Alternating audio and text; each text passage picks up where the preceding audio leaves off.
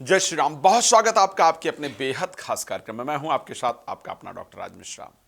मंगल एक बहुत important planet है और 21 जनवरी को वक्री हो जाएंगे, मिथुन राशि में जाएंगे। वर्ष में जब वर्ष का प्रारंभ हो रहा है तो जनरल सी बात है कि वो नीचस्थ रहेंगे और वर्ष प्रारंभ होते ही पहली बार वो वक्री हो जाएंगे और वक्री भी 24 फरवरी तक रहेंगे, यानी एक महीने से अधिक का वक्त होगा जब वो वक्री रहेंगे। खैर, मैं इसको अच्छा भी कहूंगा, नीचस्थ की अपेक्षा उनका वक्री होना हमारे लिए ज्यादा लाभप्रद है।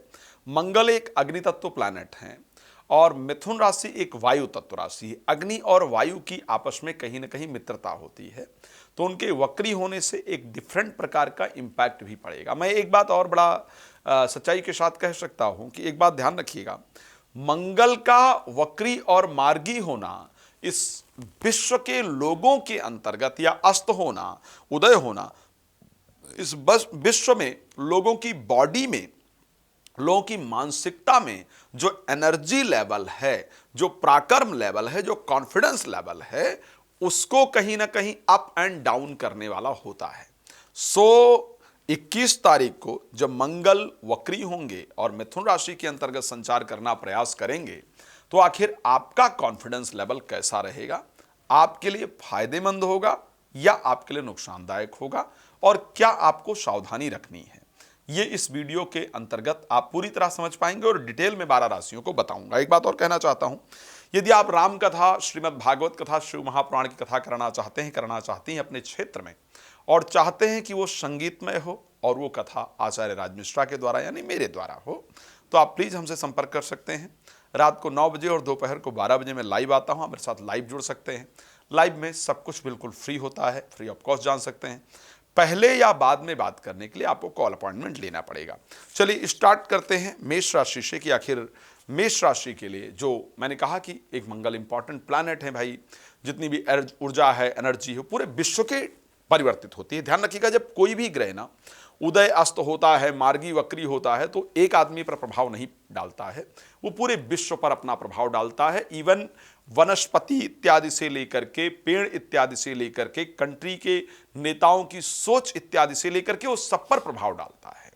इसी कारण जब मंगल मिथुन राशि के अंतर्गत जाएंगे तो पूरे विश्व पर एक नया प्रभाव पड़ेगा। हर आदमी दूसरे को कैप्चर करने का प्रयास या अपने डोमिनेटिंग नेचर के साथ दूसरे को नुकसान पहुंचाने का प्रयास, अपने फायदे के बारे में सोचना शुरू करेगा। ये लिटिल परिवर्तन, छोटा सा परिवर्तन आएगा, लेकिन आपके ऊपर, आपके परिवार के ऊपर इंडिविजुअल लेवल पर क्या इंपैक्ट आएगा उसकी जानकारी देना बहुत इंपॉर्टेंट है। मेष राशि, क्योंकि स्वामी उसी के मंगल हैं, अपनी राशि के 3rd हाउस में जाएंगे, बहुत अच्छा होगा। तीसरे भाव में जाने से 21 जनवरी 2025 से लेकर के 24 फरवरी 2025 तक जो इनका समय रहेगा वो आपके लिए बहुत फायदेमंद होगा।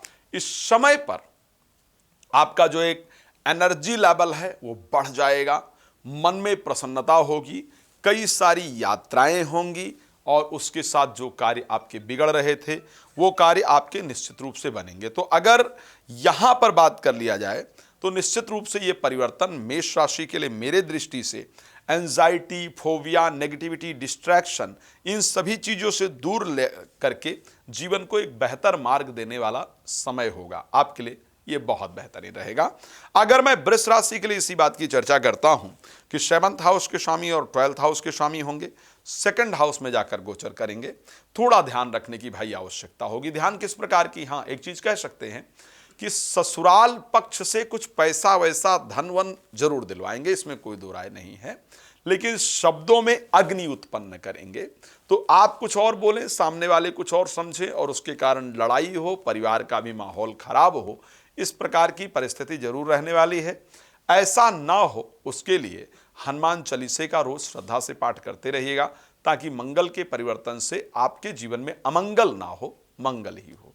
अगर हम मिथुन राशि को लेकर के इसी विषय पर चर्चा करेंगे कि मंगल आखिर क्या करने वाले हैं, साहब आपकी तो राशि में ही आएंगे वक्री होंगे तो, और एक महीने से ऊपर का समय करीब व्यतीत करेंगे। आपके लिए मंगल ऑब्स्टिकल क्रिएटर हैं, 6th हाउस के स्वामी हैं और उसके साथ 11th हाउस के स्वामी हैं। आपको बहुत सारी चीजों पर ध्यान देना है। एक तो अपने मैरिड लाइफ यानी पर्सनल रिलेशन, चाहे वो लव रिलेशन है, उस पर ध्यान रखने की आवश्यकता आपको बहुत जरूरी रहेगी। आपको अपने हेल्थ पर भी ध्यान रखने की आवश्यकता होगी। साथ में अपने स्पेशली बिहेवियर पर क्रोध अत्यधिक आने के कारण बीपी इत्यादि हाई हो और उसके साथ जो पारिवारिक रिलेशन इत्यादि हैं वो खराब हो, इस प्रकार की कंडीशन दिख रही है, तो इसका तो खैर ध्यान रखना होगा। लेकिन पैसा खुद चलकर आपके पास आएगा, जरूर कह सकता हूं। 11th हाउस में भी स्वामी है, तो शेयर मार्केट में अगर नुकसान हो रहा था या लॉटरी सट्टा इत्यादि में नुकसान हो रहा था, तो उससे आपका जो नुकसान है वो खत्म होगा, पैसा आएगा। अगर हम कर्क राशि की बात कर लेते हैं, कर्क में क्योंकि पंचम भाव और दसम भाव के स्वामी हैं, 12th हाउस में गोचर करने जाएंगे। एक तो अगर आप विदेश में नौकरी के लिए अप्लाई कर रहे थे तो पॉजिटिव रिजल्ट आएगा। बच्चे हैं, आप विदेश एजुकेशन के लिए जाना चाहते हैं, उसके लिए प्रयास कर रहे हैं, डेफिनेटली अच्छा रिजल्ट देने के लिए मंगल आ रहे हैं। लेकिन स्वदेश में जहां आप नौकरी कर रहे हैं वहां से आपकी नौकरी जाने का जो योग है वो मंगल के परिवर्तन से बनेगा। तो आपको जहां आप नौकरी कर रहे हैं वहां पर सावधान रहना होगा। चीजें एक्सपोर्ट करने का एक बड़ा शानदार मौका आपको मिलेगा और उससे आपको फायदा भी होगा।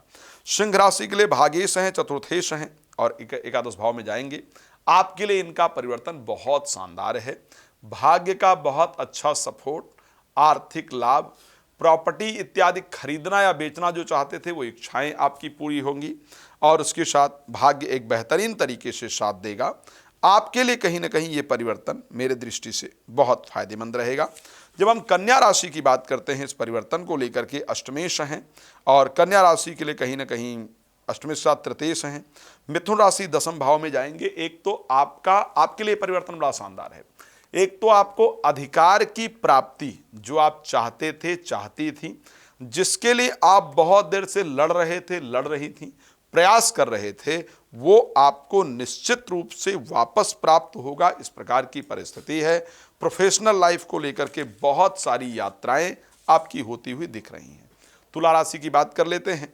तुला राशि में सप्तमेश और द्वितीयेश हैं, भाग्य स्थान में जाकर गोचर करेंगे। देखो भाई, जीवन साथी के लाइफ में जो भी प्रॉब्लम्स चल रही थी कि उनका लक सपोर्ट नहीं कर रहा था, काम अच्छे से नहीं कर पा रहे थे, मेहनत कर रहे थे, रिजल्ट नहीं आ रहा था, वो सारी प्रॉब्लम्स दूर होने जा रही है। यानी मेहनत का रिजल्ट आएगा, काम में चल रही प्रॉब्लम्स दूर होंगी, फाइनेंस उनका अच्छा हो जाएगा। तो जीवन साथी के भाग्य का उदय कराने वाले होंगे। लेकिन आपको धर्मांध करा करके, मीन्स या तो कोई धार्मिक व्यक्ति आपको लूट ले या कोई धार्मिक नारा इत्यादि लगाने के कारण आप फंस जाएं, धार्मिक स्थल पर जाकर के लड़ाई वगैरह हो, ये सारी परिस्थिति हो सकती है। तो धर्म में उजड्ड होने की आवश्यकता नहीं है। ये नहीं कि मैं पूजा करने जा रहा हूं या जा रही हूं, वहां कोई गलत तरीके से पूजा कर रहा है, मत समझाइए। अगर आप उसको समझाएंगे तो आपको नुकसान ही होगा। तो आपको सावधान रहने की आवश्यकता है। ये एक इंपॉर्टेंट होगा आपके लिए। तुला राशि की अगर बात करें, वृश्चिक की अगर हम बात करेंगे, वृश्चिक को थोड़ा सावधान रहने की आवश्यकता है। आपके स्वयं के राशि स्वामी हैं, वक्री होंगे, वक्री होकर के 8th हाउस से प्रभावित होंगे। तो वाहन वगैरह बहुत भाई सावधानी से चलाइएगा। चोट दुर्घटना का योग जरूर तैयार होगा। कुछ पारिवारिक विवाद इत्यादि का भी योग है, इसको ध्यान रखिएगा। पर कहीं से फंसा हुआ पैसा, रुका हुआ धन आपको जीवन में जरूर प्राप्त होगा। धनु राशि की जब बात करते हैं, द्वादश भाव के स्वामी, पंचम भाव के स्वामी सप्तम भाव में आएंगे। एक तो कोई सामने से आकर के प्यार का इजहार करे, इस प्रकार की परिस्थिति है। कोई जिनसे आप प्रेम करते हैं, करती हैं, वो सामने से आकर के आपको प्यार का इजहार करें, इस प्रकार की परिस्थिति आपकी राशि के अंतर्गत दिखती है। संतान को लेकर के शुभ समाचार प्राप्त हो, इस प्रकार की परिस्थिति दिखती है। लेकिन उसके साथ अपने क्रोध पर बहुत कंट्रोल की आवश्यकता होगी। क्रोध के कारण आपका जो पर्सनल रिलेशन है पति पत्नी का, वो डिस्टर्ब हो, इस प्रकार की कंडीशन दिख रही है। चलिए मकर राशि को लेकर बात कर लेते हैं। चतुर्थेश हैं और उसके साथ मकर राशि के लिए लाभेश हैं और वक्री क्योंकि 6th हाउस में होंगे। ऋषि पाराशर ने कहा है, त्रिखड एकादशे राहु, त्रिखड एकादशे भौमा, सर्वारिष्ट विचिंतये। तीसरे, छठे, 11वें भाव में राहु और मंगल सभी अरिष्टों का निवारण करने वाले होते हैं। आपके लिए परिवर्तन बहुत शानदार रहेगा। मन में प्रसन्नता होगी, बिगड़े हुए कार्य आपके बनेंगे, विदेश यात्रा का योग बनेगा। लेकिन रोग, ऋण और शत्रुता पर धन खर्च हो, इस कारण से हेल्थ का ध्यान रखना है। लड़ाई झगड़ा इत्यादि नहीं करना है, आपको सावधान रहना है। चलिए कुंभ राशि की बात कर लेते हैं, जहां पर दशमेश और तृतीयेश होकर के पंचम भाव में विराजमान होंगे।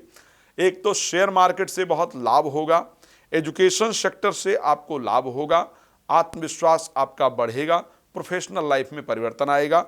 बट जो प्रेग्नेंट वुमन है यानी जो गर्भवती महिलाएं हैं, उनके गर्भ इत्यादि को नष्ट करने का काम कर सकते हैं। सो प्लीज थोड़ा सावधान रहने की आवश्यकता आपके लिए रहेगी।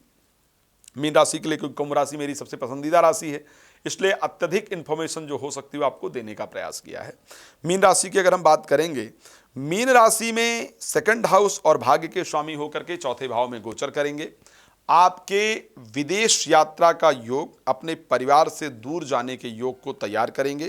प्रॉपर्टी वगैरह आपको जरूर प्राप्त होगी इस समय पर, इसको ध्यान रखिएगा।